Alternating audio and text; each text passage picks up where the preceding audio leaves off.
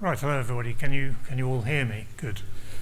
Okay, so I'd just like to remind everybody to turn off your mobile phones and please rate the session at the end. Right, it's the 30th anniversary of the founding of Creative Assembly, and we've lived long and prospered. So I'm going to talk a little bit about what the secret is to our success. It is, of course, our secret sauce. Some ingredients are obvious, but others are a little bit odd, and that's hopefully where you'll find things are interesting, where we do things which are slightly different from everyone else. Firstly, I'll just talk a little bit about me. I started life as a custom chip designer, designing bits for telephone exchanges when they looked like that. Specifically, when modems looked like that, we were making a broadband modem. This was back in 1982. Product was cancelled by BT. They said there is no market for a device like this. There are now 4 billion of them. We learned a lesson from that.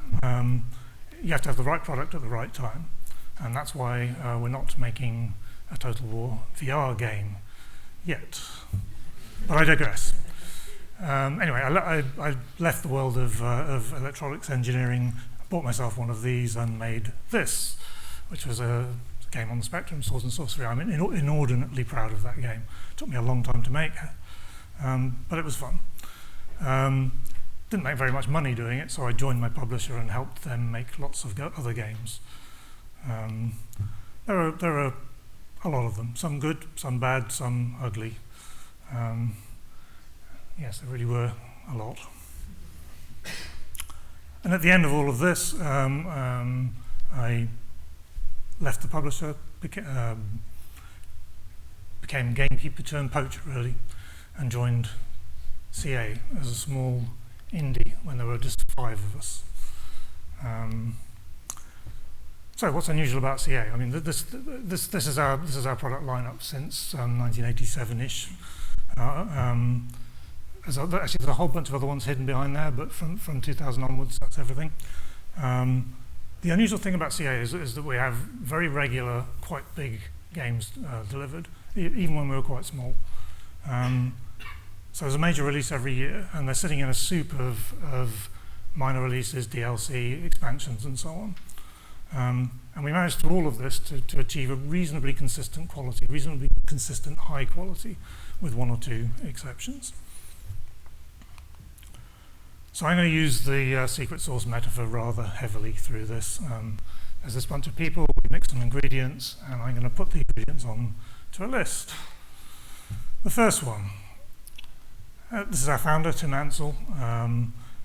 He was uncompromising, right? And this was at a time when life as an indie was generally nasty, brutish, and short. Survival came first, and everything else came afterwards. Tim was utterly focused as well, and would always do it well or not do it at all. And he didn't suffer fools gladly either. But we put quality before survival, right?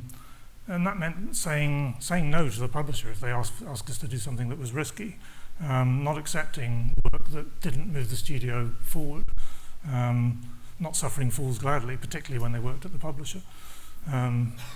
And Tim would never concede a point unless you could prove he was wrong. If you could prove he was wrong, straight away he'd change his mind.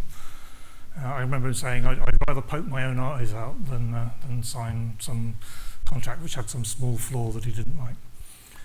But Dare to be difficult. I mean, I think Dare to be difficult was part of the creation of CA, and although we may look back on that time and think maybe we were a little bit too difficult, looking forward from then, I think Tim would probably think we've become too easy. But anyway, Dare to be difficult goes on the list. Dare to be difficult, I think, is now part of CA's DNA, as in, but it's been softened by a lot of other priorities. We grew up, we learned to compromise, but we kept quality at the centre of our values all the way through. In fact, we have these values. We have these values. We never actually we didn't write them down until about 20 years into our history, and where with so many new people starting, we actually thought we'd better communicate exactly what we're about to people. So We did end up writing them down, but quality definitely comes first. It's not just about winning awards, which we do really enjoy. It's about doing it right. It's about doing everything right. It's to have a successful game. Really, you need to be first or best, and to be first, you need a clever bastard. You need somebody who does something which nobody else can do. But to be best, you need a whole team. You need a whole team of really good people. You need to never show anything that looks less than AAA. You need to never sign up to anything that you can't over-deliver. First or best is definitely at the core of what we do, and it goes on the list. So I just want to talk a little bit about how Total War got started. I didn't join Creative Assembly when there were only 5 of them to make Total War. I joined to make a role-playing game. It was going to be based on Monkey, Journey to the West. We were going to do it in Singapore. But then we looked around, and there were a lot of Command & Conquer clones being written at the time, games like Kill, Crush and Destroy. And we looked at games like this and thought, hang on a minute, this is easy. We can do this. Much easier than writing an original RPG. And about the same time, the first 3D cards started to come out, and one of our clever bastards did some clever maths, and suddenly, rather than a top-down view onto a flat battlefield, we ended up with rolling landscapes and looking at things through the general's point of view. So it was a big jump forward, but it wasn't entirely intentional. Right? We just kind of rolled into this. One thing led to another. And the idea of mixing real-time battles with turn-based strategy, that wasn't particularly new either. I mean, I'd worked on games that had done this before, and in a way, the games that you make are the sum of all the things that you've put into everything before that. So I don't know. It's not particularly useful, but I think what we learned from this really is you need to get lucky. There's an awful lot of luck, and I think nearly every really great franchise has a little nugget of luck somewhere in there. Not very helpful, because I can't tell you how to do that. So, but what I can talk a little bit about is how you can pick winners from losers. The way the industry's worked largely over the years is people pitch ideas. You'll get a high-level design. You'll roll up in front of a bunch of people who are going to make decisions about things, and you'll pitch your great game idea to them. If you're really lucky, they'll go, yay, and sign you up. However, those high-level designs, in our opinion, they're pretty much worse than useless. If you actually look at the correlation between quality of pitch and quality of final product, they're almost completely unrelated. I've got a good example of this, a game called Zombieville and a game called Resident Evil. Resident Evil you will have heard of. I'll be amazed if anybody's heard of Zombieville. The high-level designs for these two games are absolutely identical. You wouldn't be able to tell which was which if you read them out. They were made at about the same time. They didn't look that different either. Same kind of graphics. If anything, Zombieville's tech was slightly better. It had a better script.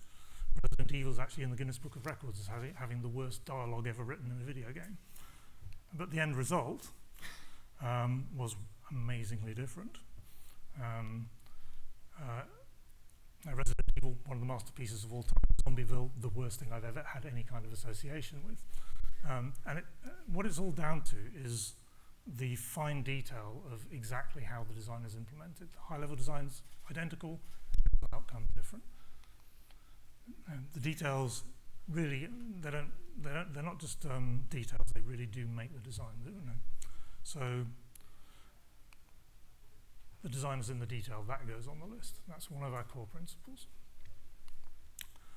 So if you can't judge pitches based on, you can't judge how good a product's going to turn out based on a pitch, what can you look at? You can look at the Metacritic of the game that the team made before. If anybody wants to do this, you can go through Metacritic, you can get all this data out of it, and you can compare one game with the next. And it's very, very rare for a team to vary by more than 5 points. from game to game. So if you want to be best, you need to build a team that can be better. And if you want to hire, if you want to take on a good product which is best, you need to pick the teams which have done it before. If you want to be first, though, you do need to find somebody who's really clever. They don't need to generally make a demo. Nearly all of the amazing firsts I've come across have been demonstratable in a small demo, which will spread around the office like a virus. I remember Tetris coming into Microsoft's office when I was there, and within a few days, the receptionist was playing it. That doesn't happen with normal games. So, people are vital. So, as we grew, we moved from being able to put up with more or less anyone, so long as they were amazing and talented. Once you get into a bigger team, you need to be able to cope better with relationships between teams, and respect is the way that we do this. We value people for what they can do, not for what they can't do. Everybody gets to contribute, and we hire the best people as long as they're not dicks. So there has to be respect. And who you hire really is the most important thing. It definitely goes on the list. You are what you eat. The people you bring in, that's what you end up being. So, next I want to talk about a little bit about contributions. I said all contributions are equal, but that's not entirely true. Sorry, I said everybody gets to contribute, but not all contributions are equal. Humans are not great at being rational. This is one of my favorite diagrams. It's a list, well, in diagram form, of all the different cognitive biases that we suffer from. Decisions ideally need to be made based on the arguments, not the arguers. And you need to, and because all of the quality is in the detail, you need to be in the team. You need to be right there in amongst the detail to be able to make decisions. So we developed quite a hard separation between management and design. It's like church versus state. We make it basically impossible for you to use your position to push your own ideas. If you really want to design, you should join the design team and become a designer. And you can't do it from outside the team. So executives, right, higher up the hierarchy, their opinions have exactly the same weight as somebody lower down. It's all user feedback rather than actual design. If you are an executive, probably the best thing you can do for your team is to stay out of design and don't use your position to push your own ideas. One of the annoying things to me personally is as the teams get bigger, I get further away from the detail. I have to stand back and not interfere. Another thing we've done to help make that work is we've integrated marketing in with the team, so they are actually in there with the detail. So the marketing guys, they get to look at everything that's being designed and give feedback on how marketable, how easy it is to sell the thing that we're making. Internally, our production people, their feedback generally goes into the user feedback bucket. And we've always been like this. I mean, when we were working with publishers before we were part of Sega, we were working with Activision, we basically said to their producers, we're not going to listen to what you say about the game. That was part of us being difficult, I guess. Fortunately, now we're part of Sega. We have a green light process, but it doesn't really focus on the designs of the games. That's something that the teams do, and we're trusted to serve up things which they're going to want to sell.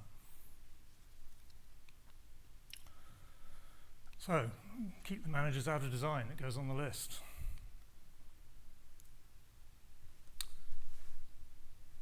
Next, having the management, the hierarchy, trust us to do our jobs and make good games. That propagates actually all the way through the team. We had trust as it's one of our values. We trust the teams to do their jobs, and we expect everybody within the team to trust each other as well.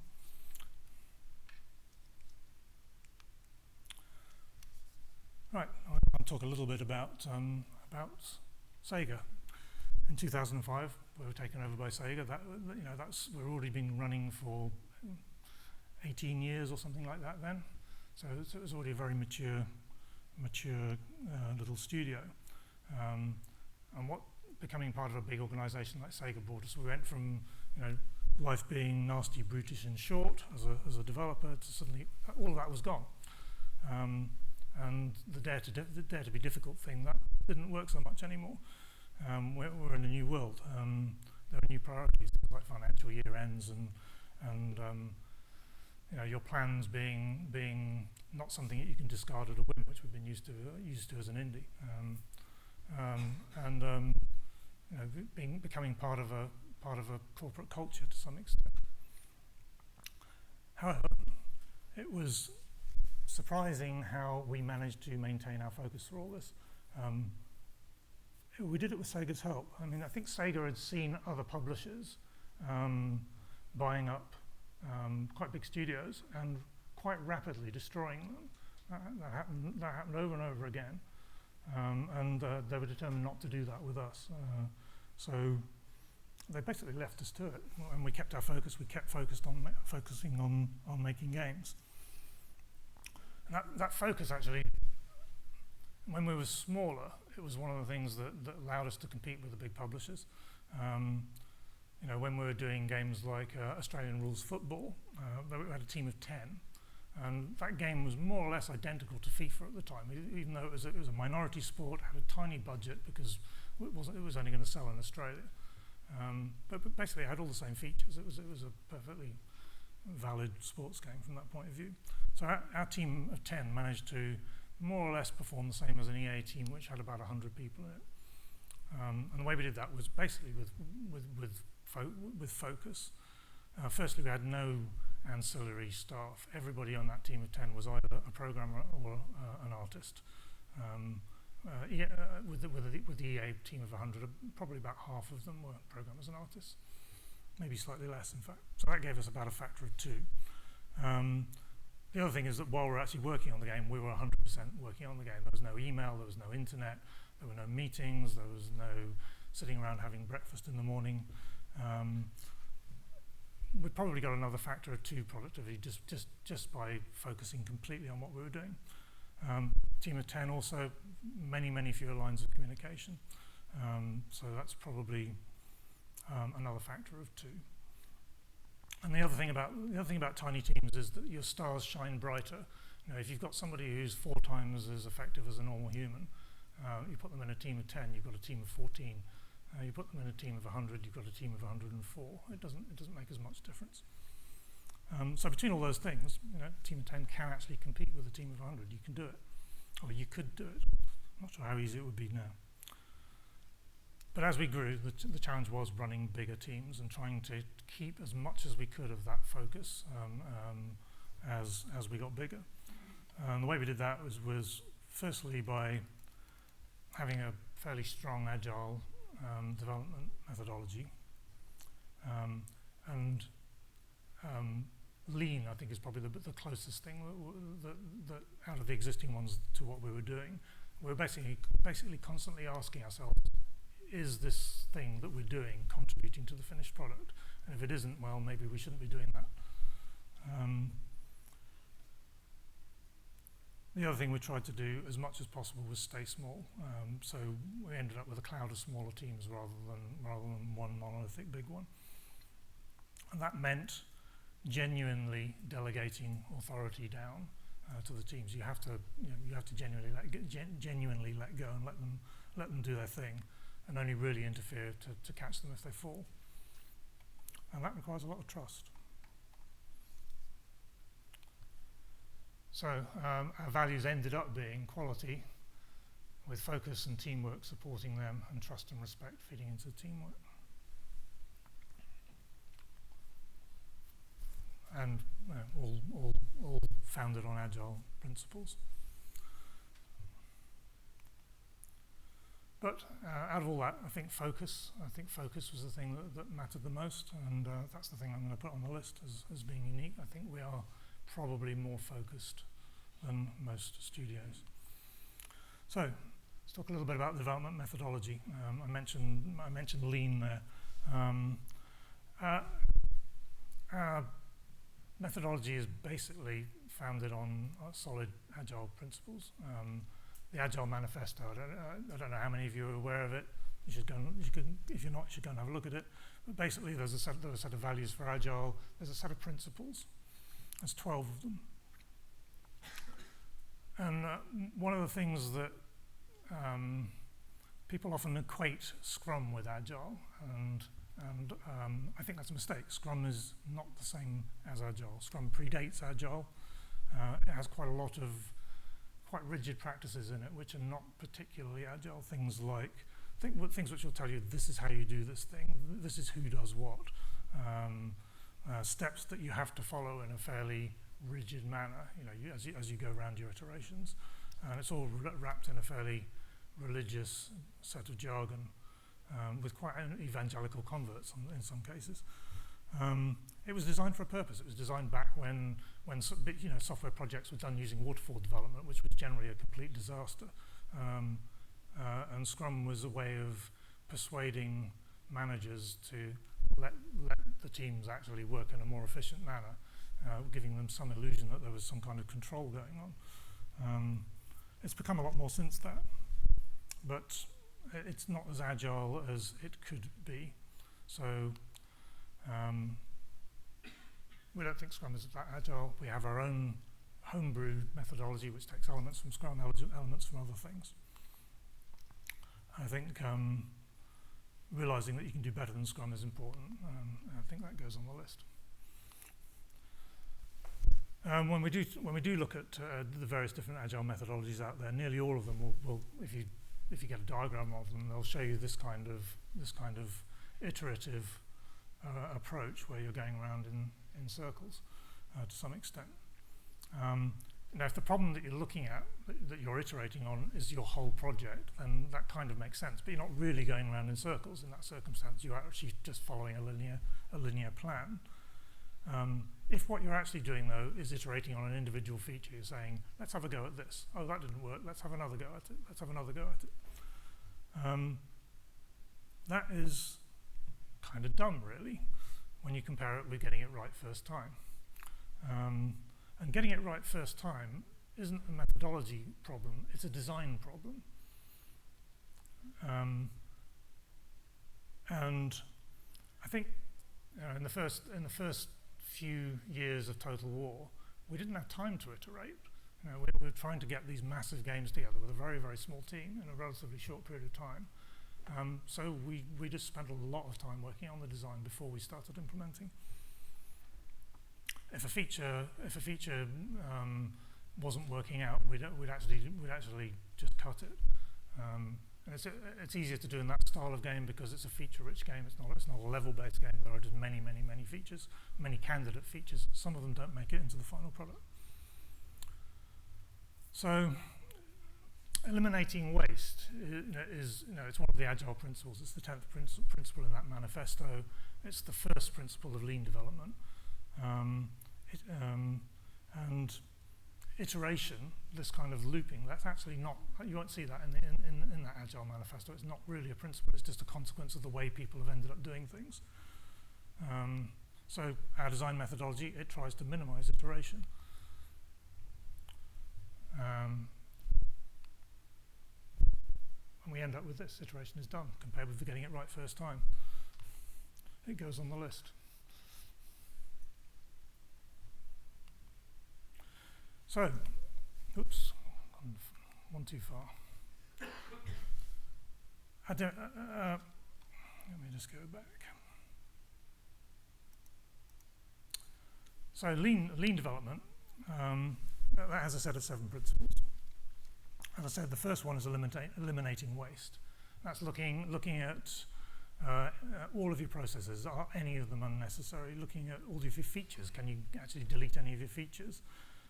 Trying to minimize switching tasks between different things, trying to get rid of waiting times when tasks are waiting for somebody to do something, trying to minimize the number of bugs you create, the number of meetings you're in, trying to minimize the amount of time spent various distractions. Eliminating waste, it's at the core of our methodology. The second thing, amplify learning. That's all about,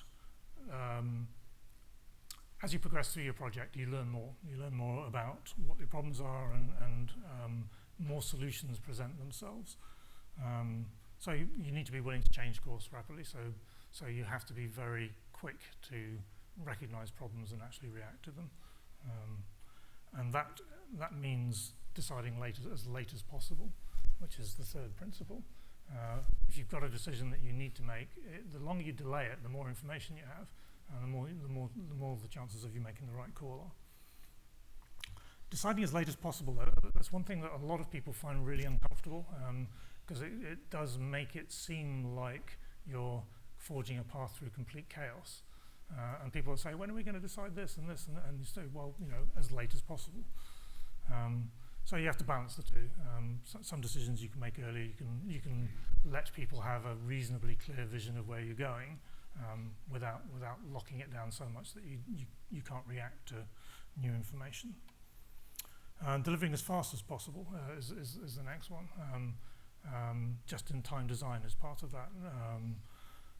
Having self-organizing groups, having stand-ups for communication, a lot of the things that everybody will be familiar with now. And making sure that as much communication is face-to-face as possible, and trying to minimize documentation. Failing early, ideally on paper. If you can't do it on paper, fail on a spreadsheet. The last thing you want to do is actually have people code some stuff up and then find out it doesn't work. Empowering the team, I mentioned that before. Subsidiarity is a great word that the EU has given us. It's the idea that all decision making should be pushed down to the lowest competent authority, whoever that happens to be. And that means letting your teams do their own thing. It means that having leaders rather than managers. And what I mean by that is the leads of our teams, they set off in a direction that everybody wants to follow them. They don't tell everybody which way to go. And the managers in the team who keep track of where everything's at, they're servants, not masters of our teams. Building quality in is all about strong engineering principles, having design reviews and and having people pitch features to the team, and having very strong coding standards, code reviews for every bit of code that goes into your game gets looked at by someone other than the person who wrote it. And then there are things like continuous integration, and auto testing is a big new one for us. We now, when we leave the office, all the machines, they stay playing the game, whatever it happens to be. And that's been a huge step forward for us. And we also like to make sure that we dedicate a decent amount of our coding effort to refactoring stuff, so we don't build up too much technical debt. See the whole. That's probably still a work in progress for us, but I'll talk about that probably in another talk when we have something interesting to say about it. So, talk a bit about planning. Mr. Eisenhower was very wise. Planning is the important part of managing your projects. The actual plans themselves don't tend to last very long. You tend to change them constantly. So you're constantly moving the plans. So the plans themselves are not that valuable, but the process that you go through to make them, plotting out where you're going and how long it's going to take you to get there, that's where the value is. And to do that, you need to measure. You need to measure individuals, how fast they're going, basically. So it's not performance measuring in that we're not using it to judge individuals' capability. But what we do is we measure how fast everybody's getting through their work, and we use those measurements to predict how fast they're going to get through their future work.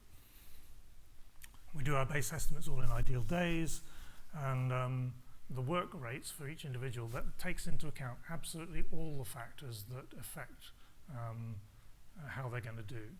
And that's everything from their health, their mental state, their capability, how accurate the estimates were, how difficult the task was. It all gets fed into those work rates. And once we've got that kind of information, it means we can plan whole projects. So we do plan the whole project from start to finish, which is, I think, kind of unusual these days. So we'll take a Total War game, we'll break it down into about 6,000 tasks, something like that, and we'll follow the burn down as it goes through the project. And these are some previous Total War games. I think the first one's Shogun, and then Medieval, and so on. Now, the remarkable thing about these burn downs is they're almost straight lines. It meant that 2 or 3 months into the project, we could predict our finish date, and we could do it reasonably accurately. And it also helps us set the scope of the game. Now, it may be that where that line is pointing isn't actually where we want to be publishing, and that's happened to us a couple of times where we've been able to tell that we were running out of time quite a long time in advance. But there's a magic bit to it as well. If you take one of these project plans halfway through, or even a third of the way through, and so you've got all the measurements of velocities for all the individuals, if you then take all the estimates and change them to random numbers, the predicted end date doesn't move. It's almost like magic, and I'll leave you all to figure out why that works. But it does. It means that this kind of system is incredibly resilient to inaccurate estimates. It doesn't matter if they're not accurate. It doesn't matter for scoping the project in the first place, and if you want to aim for a particular date in advance rather than just know when you're going to finish, it matters. But for getting an accurate prediction very early of when you're going to finish, it is actually almost magic. So that's another one. In fact, it's only really failed us once. When there was a bug in our system which was measuring the velocities wrong, and we didn't realise until too late. That caused us an enormous amount of trouble. So I'm going to put on the list measuring individual progress and whole project planning. And I think I'm also going to reiterate how important focus is. It really is very important. Okay, I'm going to talk a little bit about the design methodology now. I like this quote a lot. It's probably the only thing this man ever did like, but the quote's good. I have my own version of it, which relates to game design. There are known unknowns. Right? These are things that you've seen in other games. You know they work. It may be one of your own games. It may be a game that you've played. And you can basically cut and paste that piece of design as a pattern from one game to another. And probably the majority of game design comes into that category. You have to pay a lot of attention to the context you're taking it from and the context you're putting it in, and there'll be a gap. And that gap is part of the unknown unknowns. These are bits where you either it's never been done before, or you've never done it before, or nobody you've got in your team knows how to do it, or you're dealing with the gaps between the context of where you've taken something from and where you're putting it into. And for those unknown unknowns, you can design by first principles. And those principles are counterpoint, adrenaline, immersion, and progression. That's the way I break it down anyway. I mean, there are other ways of carving it up. But counterpoint is the most important one. And counterpoint is basically the idea that for everything you can do in a game, there's got to be a reason not to do it, a circumstance where it's the wrong thing. So in a racing game, going fast is better, but if you go fast around corners, you'll crash. So there's a reason not to go fast in some circumstances. Or in a first-person shooter, the longer you aim, the better your chance of getting a headshot, but the more chance there is of you getting shot yourself. Adrenaline is all about managing the players' arousal levels and so on. There's quite a lot of stuff written about this. Immersion is getting the player into the game and keeping him there and believing in it all, and basically enjoying the game world for what it is. And progression is giving him a sense of purpose. These things can be engineered, and particularly the kind of games we're making, a lot of it can be designed in first principle on paper. A lot of it can then be tested either in spreadsheets or in very small models. There's also another category, the unknowable unknowns. These are things like the fact that changing the buy button in your game from green to pink can increase the revenue you get. There's no way of knowing that that's going to happen. At least, well, no way I could know that. Maybe there are people out there for whom that is a known unknown. But for those kind of things, you've got metrics, and that's where you have to iterate. You have to try stuff out. So, design by first principles, I think, is one of the things we do more of than most studios, and it's very, very useful for our type of game. And that is about it. I'm a little bit early. Do we have any questions? Yes. Do you want to wait for the microphone? Could you show the ingredients? The ingredients. Here's my final list of ingredients. Yes. What kind of tools do you use for your project planning? So project planning, we've got a variety. Part of letting the teams do their own thing means that different teams have tried different things, and we're constantly trying different tools. But mostly it's Handsoft. We've got one team heavily using Jira. We're probably going to end up spreading Jira around a bit more. But whatever we're using, we have to put a wrap around it, because none of the tools inherently measure individual progress and use that to predict their future progress. That's something we have to. So inevitably, we end up building a spreadsheet around whatever tool we're using. Okay.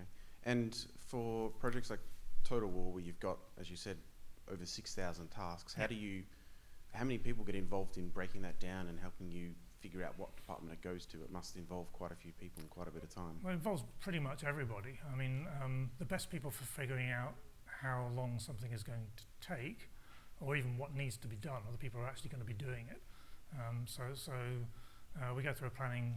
Our pre-production involves going through a planning phase where we'll design everything down to a medium, sometimes to a low level, but to enough to be able to figure out what you're going to need to do to get something done.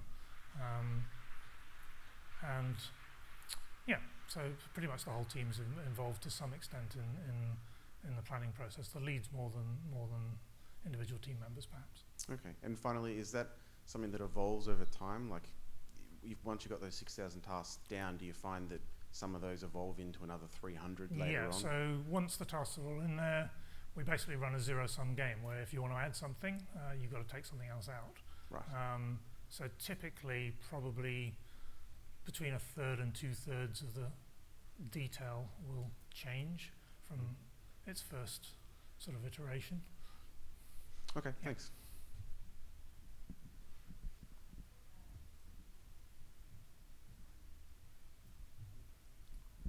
Hello. Hi. How much of this do you think is more difficult when you're trying to do something innovative? I don't mean that as like a dig, but Total War has like a formula, right? It so does. When you're trying to do something that's new and different, what do you change?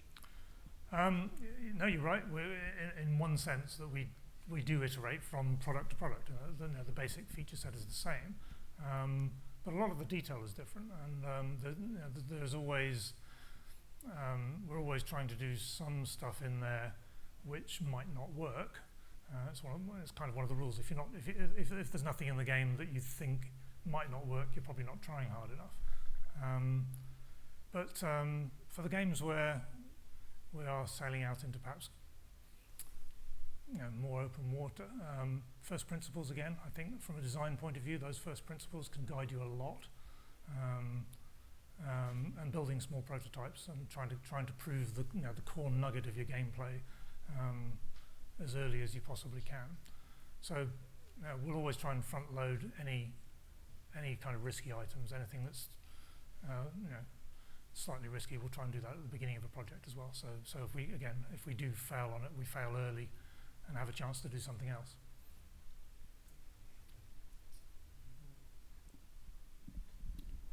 Could you maybe talk a bit about how to make sure that you do hire kind of the best people for your team? This is interesting. I mean, I think it's changed massively from when there were 5 of us. Persuading anybody to come and work in Horsham for five guys making whatever we were making at the time was difficult. So recruitment was quite difficult for the first few years. So part of it, I think, is growing your reputation, so that people are actually interested in. There are some people out there who are actually willing to come.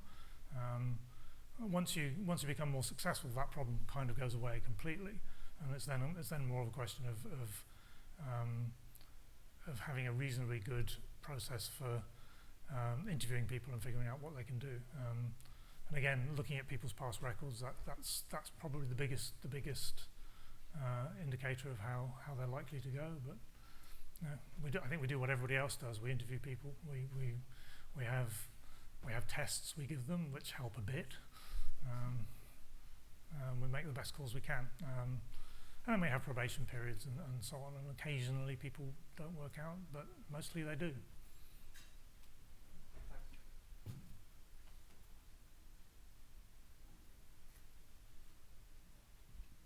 Okay, great, the bar beckons.